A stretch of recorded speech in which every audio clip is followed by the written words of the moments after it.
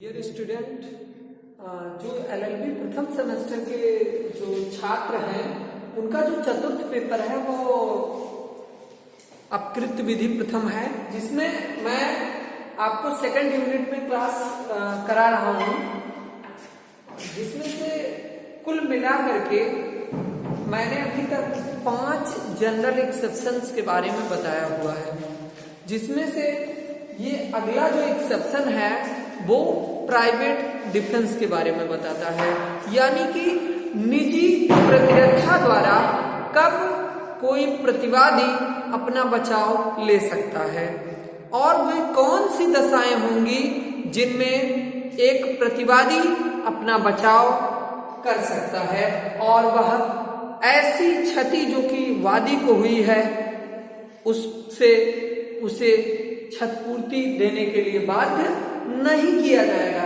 वह कौन सी ऐसी परिस्थितियां होती हैं, कौन सी ऐसी स्थितियां होती हैं जब वह प्रतिवादी उस वादी को क्षति करने के बावजूद भी क्षतिपूर्ति देने के लिए जिम्मेदार नहीं ठहराया जा सकता। ऐसी कौन सी ऐसी परिस्थितियां होती हैं, कौन सी ऐसी दशाएं होती हैं, इसके बारे में हम अध्ययन करेंगे। सबसे पहले हम आपको बताना चाहेंगे कि जो स्टेट लायबिलिटी होती है, राज्य का प्रथम दायित्व है, क्या दायित्व है कि वह अपने नागरिकों के लिए उनको सुरक्षा प्रदान करे और उनके व्यक्तिगत, उनकी संपत्ति की, उनके शरीर की रक्षा करे। ये राज्य का दायित्व है। अगर वो ऐसा करता है तब तो बहुत अच्छी बात है, लेकिन कुछ ऐसी भी परिस्थितियां होती हैं जिसमें जो राज्य के द्वारा दी जाने वाली सुरक्षा है उसे व्यक्ति कुछ परिस्थितियों में तुरंत नहीं प्राप्त कर सकता। तो ऐसी दशाओं में, ऐसी परिस्थितियों में जबकि किसी व्यक्ति को वैयक्तिक हानि, चाहे वह शरीर के रूप में हो, चाहे वह संपत्ति के रूप में हो, वो अगर ऐसी हानि होने वाली है उसको दूर करने के लिए कानून द्वारा कुछ छूट या उन्मुक्ति प्रदान किए गए हैं, यानी कि कुछ इम्यूनिटीज दी गई हैं, कुछ विशेषाधिकार दिए गए हैं, कुछ उन्मुक्तियां दी गई हैं जिसको वह व्यक्ति उस हानि से जो कि उसे उस परिस्थिति में होने वाली है उससे बचने के लिए प्रयुक्त कर सकता है। ऐसा कब कर सकता है? कब कर सकता है? जब वो जानता है कि उसे विधिक सहायता तत्काल नहीं मिल सकती और ऐसी परिस्थितियां व्याप्त हैं कि अगर उसने उसका जवाब नहीं दिया तो उसे या तो संपत्तिक हानि होगी या फिर यानी कि उसे प्रॉपर्टियल जो है लॉस होगा या फिर उसे फिजिकली कोई जो है इंजरी हो जाएगी। तो ऐसी दशाओं में वह इस प्राइवेट डिफेंस का इस्तेमाल कर सकता है।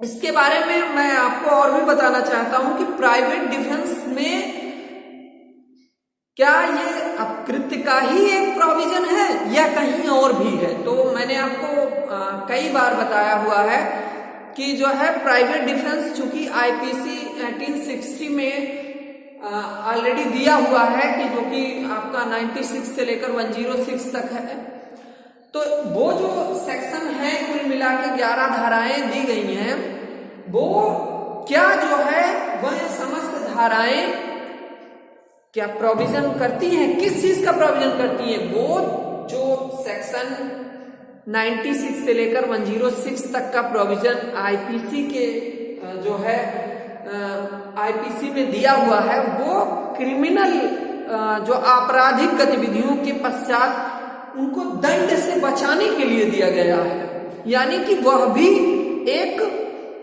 अभियुक्त के बचाव के लिए दिया गया है कि कौन सी ऐसी परिस्थितियां होंगी जबकि अपनी निजी प्रतिरक्षा में वह किसी दूसरे व्यक्ति को क्षति पहुंचा सकता है।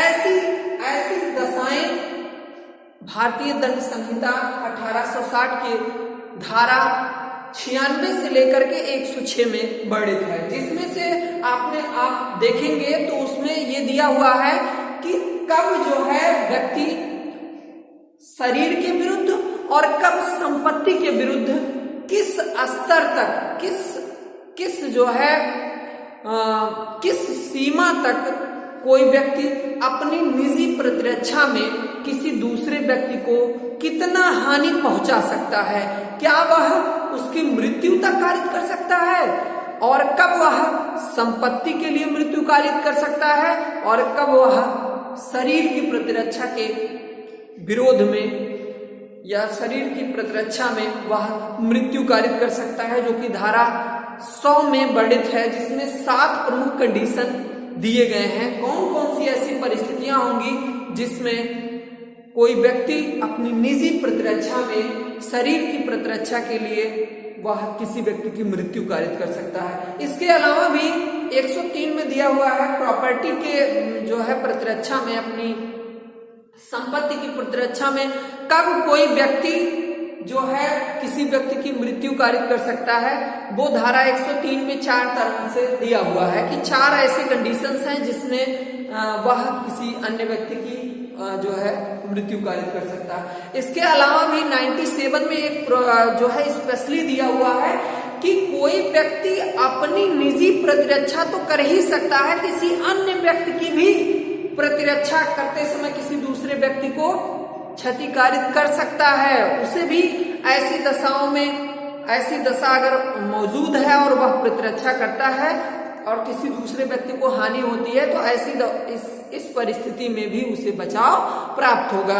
तो सीधी सी बात है, इसमें जो ये निजी प्रतिरक्षा का अधिकार है, ये क्या है, ये जो अधिकार है ये विधिक है, लीगल राइट दिया गया है, ये विधिक अधिकार है, लीगल राइट है और लीगल राइट है। और ये क्या है, जब किसी व्यक्ति के लीगल राइट का वायलेशन किया जाता है, देखिए ये हमेशा इस बात को याद रखिए कि जो ये प्रतिरक्षा का अधिकार दिया गया है, कभी भी ये प्रतिरक्षा के अधिकार के विरोध में नहीं होगा।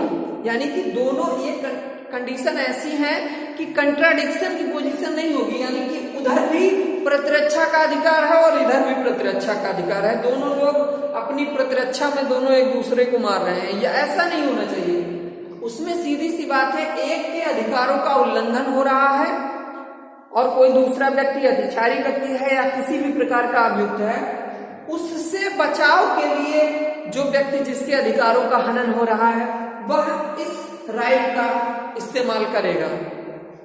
इसमें कौन सी ऐसी दशाएं होंगी जो कि जिसमें वह इस निजी प्रतिरक्षा के अधिकार का इस्तेमाल कर सकेगा। इसे हम आवश्यक तत्व में देख लेते हैं। आवश्यक तत्व में देखेंगे तो हम पाते हैं, पहला है आसन्न संकट होना चाहिए, आसन्न संकट होना चाहिए। यानी कि क्या कह रहा है कि यानी आसन्न संकट किस प्रकार का हो सकता है भाई, चाहे तो शारीरिक हो चाहे वह सांपत्तिक हो, यानी कि चाहे वो प्रॉपर्टी के अगेंस्ट हो, प्रॉपर्टी से रिलेवेंट हो या फिर आपके फिजिकली जो है इंजरीज से रिलेवेंट हो। तो ये ऐसी दशाओं में, दोनों दशाओं में ये शरीर और संपत्ति दोनों के नुकसान के एवज में होता है, दोनों की हानि की दशाओं में आसन्न संकट। अब देखिए दूसरा क्या पॉइंट है कि इसमें जो है आवश्यक बल का ही प्रयोग हो, आवश्यक बल का प्रयोग।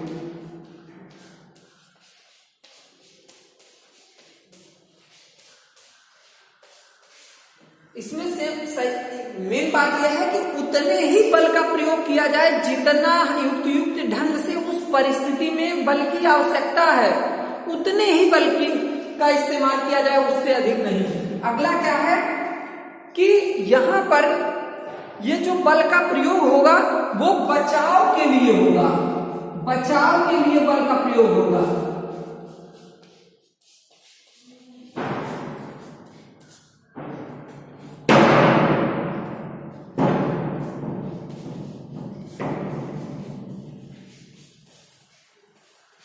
यानी कि जो डिफेंस की बात कही गई है, यानी कि जो वह आसन्न संकट है उस संकट को दूर करने के लिए ही इस जो है प्राइवेट डिफेंस का इस्तेमाल किया जाएगा, ना कि उस पर प्रहार करने के लिए।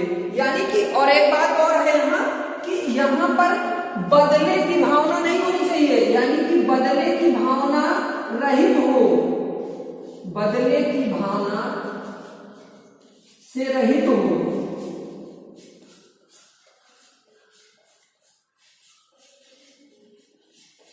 इस बल का प्रयोग कब किया जाएगा? जब वह बदले की भावना से रहित हो। अगर बदले की भावना है तो इंटेंशन हो गया, तब तो वो ऐसी दशाओं में अगर मृत्यु कार्य की गई तब तो वो 34 के अंतर्गत आकर के वो 302 में कन्वर्ट हो जाएगा।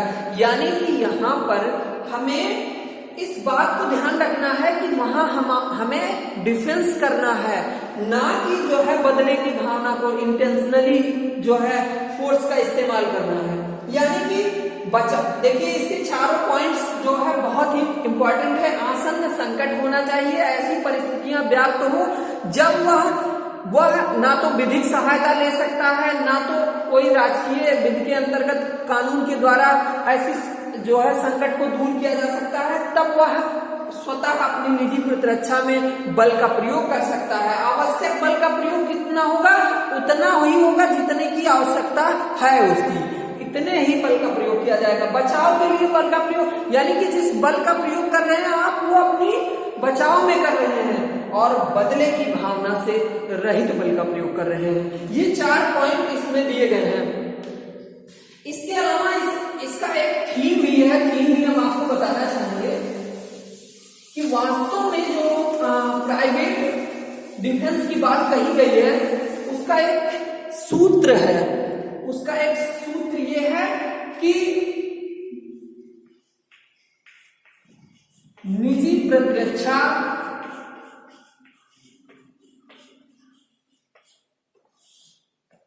ढाल के रूप में होगी।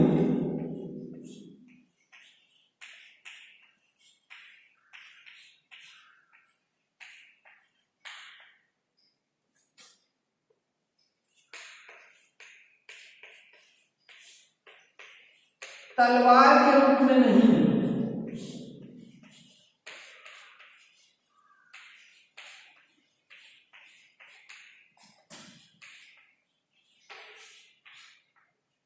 देखिए मैंने इससे पहले एसेंशियल एलिमेंट में ये बताया कि जो है इस प्रतिवाद को, इस जो है इस प्रतिरक्षा के सिद्धांत को हम तभी फॉलो कराएंगे जब हम बचाव कर रहे हो, यानी कि हम अपने बचाव में इस एक्सेप्शन का लाभ ले सकते हैं।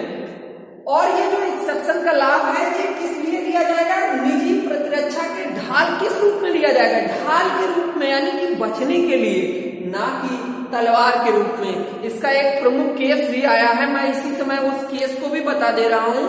एक केस आया था कि कुक बनाम व्हील केस था।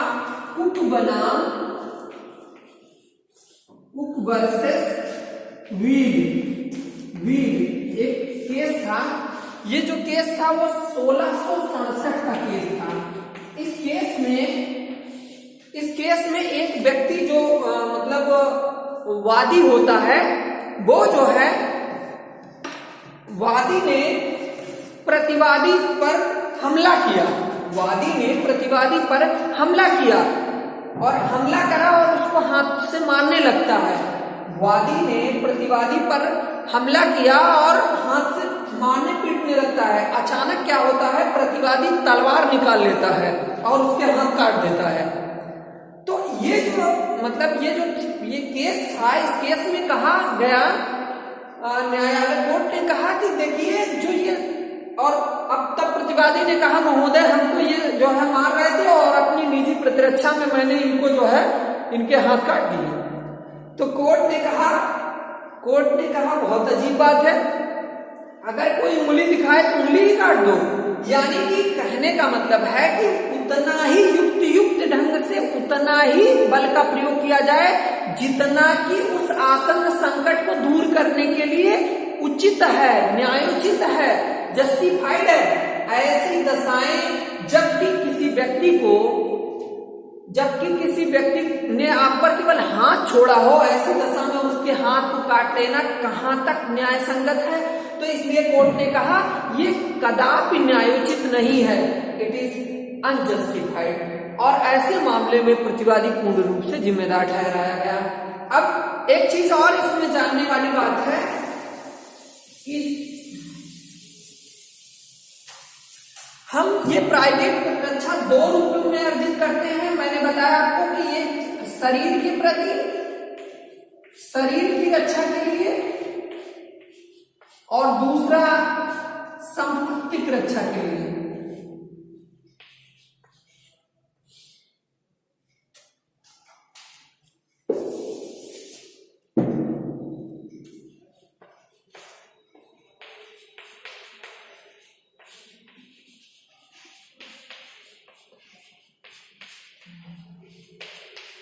मैंने बताया आपको कि जो है ये दोनों चीजें अलग अलग दी हुई हैं, और आईपीसी के सेक्शन 100 में ऑलरेडी दिया हुआ है कब किसी व्यक्ति की मृत्यु किन दशाओं में कारित की जा सकती है। वो उसके 7 पॉइंट्स दिए गए हैं कि 7 कंडीशन ऐसी ऐसी हैं जो कि ऐसी दशाओं में उसकी किसी जो है व्यक्ति की मृत्यु तक कारित की जा सकती है। और 103 में दिया हुआ है कि कब संपत्ति की रक्षा के लिए कोई व्यक्ति किसी व्यक्ति की मृत्यु तक कारित कर सकता है। तो मतलब ऐसी दशाओं में ये बात जानने वाली है कि ये ऐसी दशाएं व्याप्त होनी चाहिए। अब इसमें कुछ चीजें और रह गई हैं कि जो प्रयुक्त किया गया बल होगा घटना के प्रकट आवश्यकता के अनुपात में ही होगा। मेन फैक्ट क्या है? जो इसका मेन फैक्ट है वो कह रहा है कि जो घटना में यानी कि उस समय उस तत्काल परिस्थिति में बल का प्रयोग क्या होगा? बल का प्रयोग आवश्यकता के अनुपात में होगा, आवश्यकता के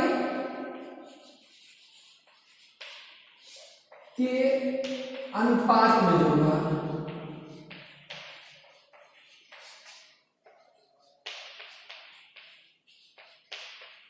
जो मैंने अभी केस बताया एकदम उसी का ये जो मतलब ये जो मेन फैक्ट है वो उसी पर डिपेंड है कि यानी कि कभी भी आप बचाव में इस तरह का कृत्य या इस तरह का प्रहार या इस तरह से जो है हमला नहीं कर सकते, जबकि आप जान रहे हैं कि जो है जहां तक बचाव के लिए जहां तक बल का इस्तेमाल करना आवश्यक है उतना ही करेंगे, उसी के अनुपात में करेंगे जितना बचने के लिए आवश्यक है, उससे अधिक नहीं।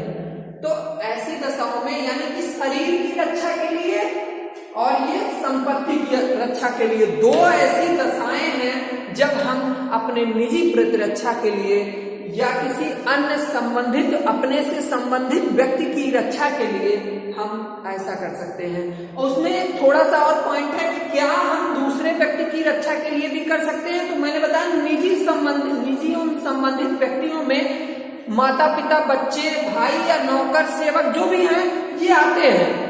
इनके बारे में भी आप इनके रक्षा के लिए भी किसी व्यक्ति को आप किसी व्यक्ति के प्रति आप ये प्रतिरक्षा का अधिकार रखते हैं, यानी कि इनकी रक्षा के लिए भी आप ऐसे बल का प्रयोग कर सकते हैं। ठीक है, अब इसके जो मैंने कुछ केसेस हैं उसके बारे में देखते हैं।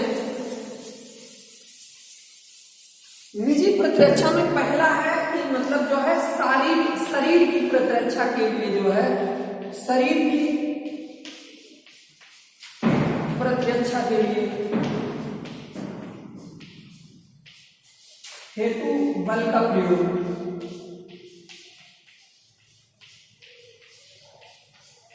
इसका प्रमुख केस हम आपको बता रहे हैं।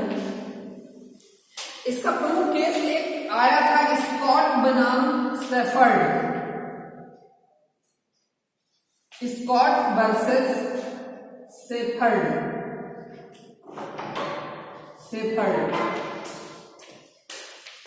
1773 का ये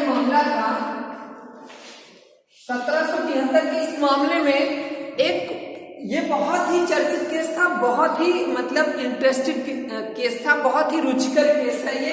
इस केस में क्या हुआ था कि एक व्यक्ति जो है, एक व्यक्ति का होता है, वो जो है उसने जो है छुरछुरी जो है, एक जलता हुआ पटाखा होता है छुरछुरी टाइप का, वो जलता हुआ पटाखा जो है दूसरे एक दुकानदार की तरफ फेंकता है। एक व्यक्ति होता है जो रोड पे कई लोगों की दुकानें होती हैं पटाखे की, तो उसी में से एक जो मतलब का नामक व्यक्ति होता है, वो जो है एक दुकानदार की तरफ उस छुरछुरी को, उस पटाखे को जो कि जल रहा होता है, उसे फेंकता है। तो जो का ने फेंका खा की तरफ, खा ने क्या किया, खा ने उसे लगा कि पटाखा लग जाएगा, मुझे बहुत नुकसान होगा, उसने क्या किया, गा की तरफ फेंक दिया। उसने क्या किया, गा की तरफ उस पटाखे को उठाकर फेंक दिया अपनी रक्षा में। गा ने फिर क्या किया, उसने क्या किया, घा की तरफ फेंक दिया। यानी कि का ने खा की तरफ फेंका और खा ने गा की तरफ फेंका, और गा ने अपने बचाव में आने के लिए उसने घा की तरफ फेंक दिया। घा इस दौरान पटाखा घा के पास जैसे ही गिरा और दग जाता है, यानी कि पटाखा तुरंत फट जाता है, और पटाखा फटने से इसकी आंख जो है वो एक आंख खराब हो जाती है।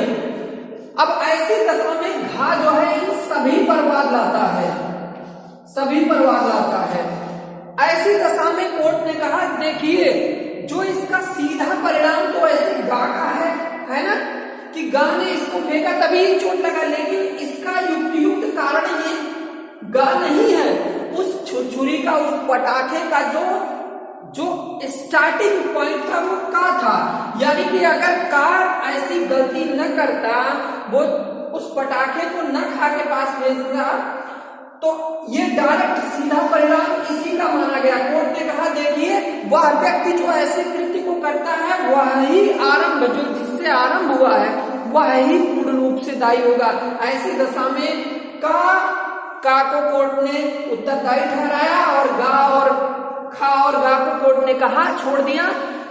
कोर्ट ने कहा कि खा और गा दोनों अपनी आत्मरक्षा में ऐसा कार्य किए हैं, इसलिए इनको कोर्ट क्षतिपूर्ति के लिए दायी नहीं ठहरा सकती। और का चूंकि इस कार्य का जो है मुख्य रूप से इसने जो है कार्य को किया है, इसलिए जो है खा का जो है घा की क्षतिपूर्ति के लिए दायी होगा। एक और केस है, इसमें एक केस और है, उसको भी देख लेते हैं इसी समय। केस है देवेंद्र भाई बनाम मेसर्स घुमाई। देवेंद्र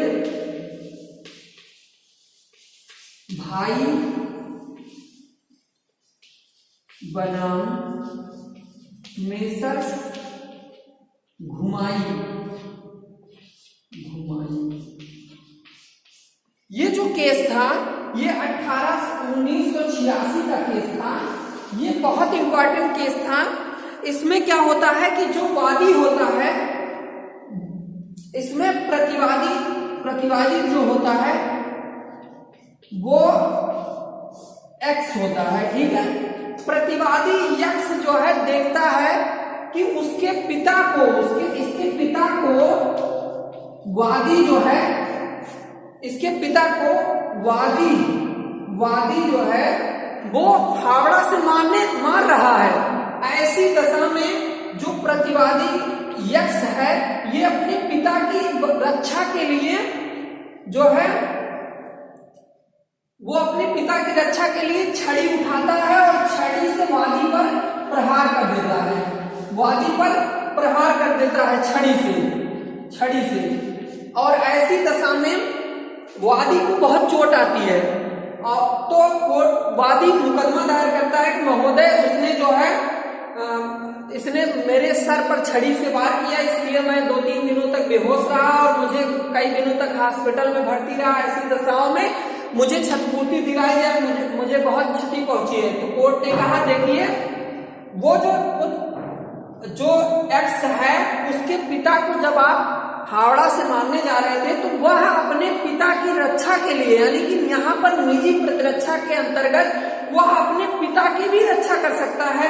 ऐसी दशाओं में प्रतिवादी को आपको हुई क्षति के लिए जिम्मेदार नहीं ठहराया जा सकता, क्योंकि उसने अपने पिता की रक्षा के लिए ऐसा कृत्य किया, उसने आपको छड़ी से मारा।